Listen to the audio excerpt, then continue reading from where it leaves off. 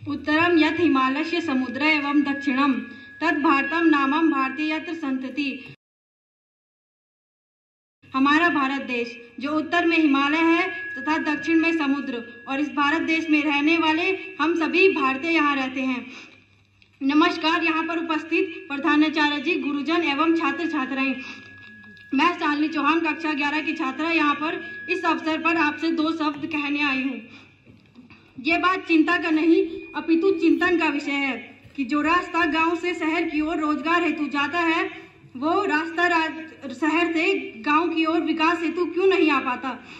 हम एक ऐसे समाज में जीते हैं जहां शाम को मदर इंडिया देखने के बाद रात को अपनी पत्नी को पीटते हैं, जहां अपनी बहन को कॉलेज छोड़कर कॉलेज के बाहर खड़ी दूसरों की बहन पर नजर डालते हैं, जहां अश्लील तस्वीरें अपनी मोबाइल पर रखकर अपनी पत्नी को 7 इंच के घूंघट में छुपा कर रखते हैं, जहां अपनी मां की हटका को ना बोलकर उन्हें ना बोलने वाले के मुंह पर एसिड फेंकने निकलते हैं। यही कारण है कि महिला सुरक्षा के मामले में हम 4थे स्थान पर प्रस्तुत कायम है। इस समाज में महिला को आरक्षित नहीं बल्कि संरक्षित होने की आवश्यकता है, क्योंकि जो महिला बेलन चला सकती है वो बेशक मानिए कलम भी चला सकती है और सरकार भी चला सकती है।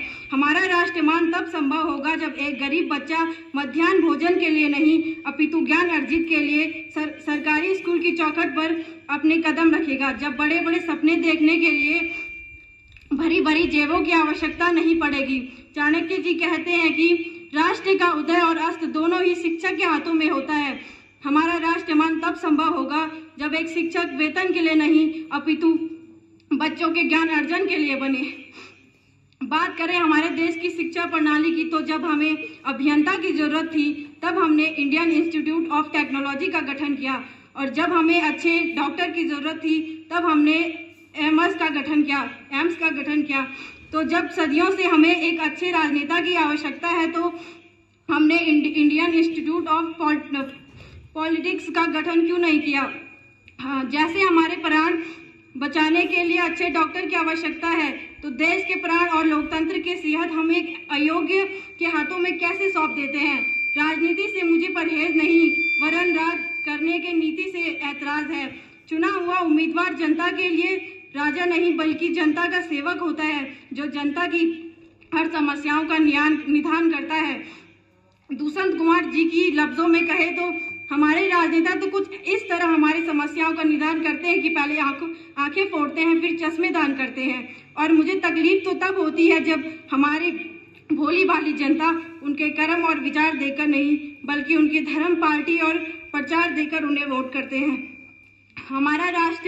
हमारा राष्ट्रमान तब संभव होगा जब आजकल के युवा शक्ति इन सब बातों को समझे और मरते मरते इस देश की जिम्मेदारी को हमारे कंधों पर छोड़ कर गए हैं उनके बलिदानों का लिहाज रखें। देशभक्ति पर मैंने एक शायरी लिखी है। कुछ तो खास है इस मिट्टी में, एक अलग ही एहसास है इस मिट्टी में, यूं ही हंसते मौत के मुंहों में नहीं जाते, कि यूं ही हंसते हुए मौत के मुंहों में नहीं जाते, देशभक्ति की प्यास है इस मिट्टी में। अटल बिहारी वाजपेयी जी ने ये कहा था, शायद आप लोगों ने सुना भी होगा, भारत कोई भूमि का टुकड़ा नहीं है, कि भारत कोई भूमि का टुकड़ा नहीं है, ये एक जीता जागता राष्ट्र पुरुष है। ये वंदन की धरती है, ये अभिनंदन की धरती है, ये अर्पण की भूमि है, ये तर्पण की भूमि है। इसकी नदी नदी हमारे लिए गंगा है, इसका कण कण हमारे लिए शंकर है। हम जिएंगे तो इस भारत के लिए और मरेंगे तो इस भारत के लिए।